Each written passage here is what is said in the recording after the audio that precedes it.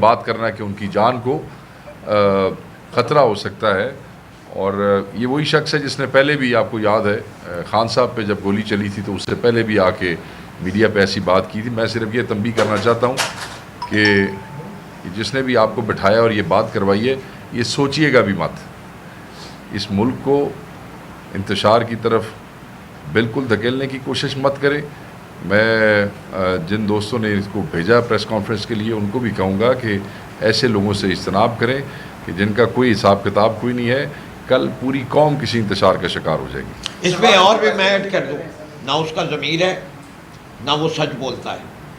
M Q M کے حوالے سے جو باتیں کی, کراچی کے حوالے سے باتیں کی, اگر وہ باضمیر آدمی ہوتا تو اس کو پارٹی اس وقت چھوڑ جانی چاہیے تھی جب وہ چیزیں ہو رہی تھیں. 63 کوئی اور سوال ہے تو بات. سلمان اکرم رائے صاحب, آپ نے تمام سیاسی جماعتوں کے ارکان پارلیمنٹ سے یہ مطالبہ کیا ہے کہ اس کالے آئینی ترمیم کا ساتھ نہ دیں. میڈیا کے ساتھ بھی آپ نے مطالبہ کیا کہ آپ کے ساتھ کھڑے ہوں.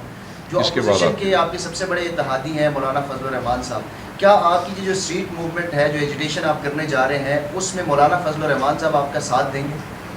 دیکھیں, اس بارے میں ابھی میری تو ان سے کوئی بات نہیں ہوئی, لیکن ان کی اپنی ایک جماعت ہے, ان کی اپنی پالیسی ہے, وہ ثابت قدم کھڑے رہے ہیں, انشاءاللہ کھڑے رہیں گے, ہم ان کے شکر گزار ہیں. باقی وہ کیا لائے عمل اپناتے ہیں میں کچھ نہیں کہہ سکتا. آپ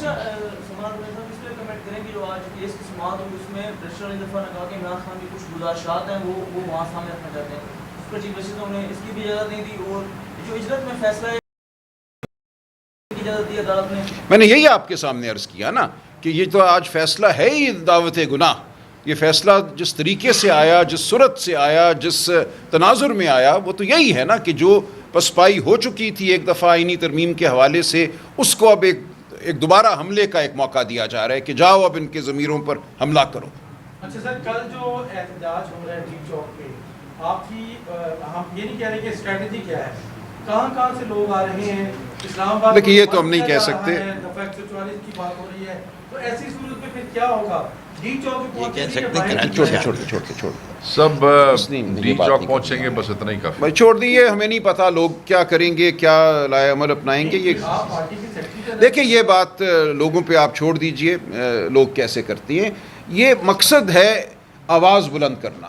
آواز کیسے کون بلند کرے گا, کہاں ہوگی, یہ کل دیکھیں. یہ پرامن احتجاج کی پرامن احتجاج کی کال ہے اور یہ جلسے کی کال نہیں ہے. they are all safe. اور ہم سے رابطے میں ہیں, سارے سب سیف ہیں. کل کا مجھے پتہ نہیں, علم غیب میرے پاس ہے نہیں. as we speak they are all with us, they are all safe and in safe hands.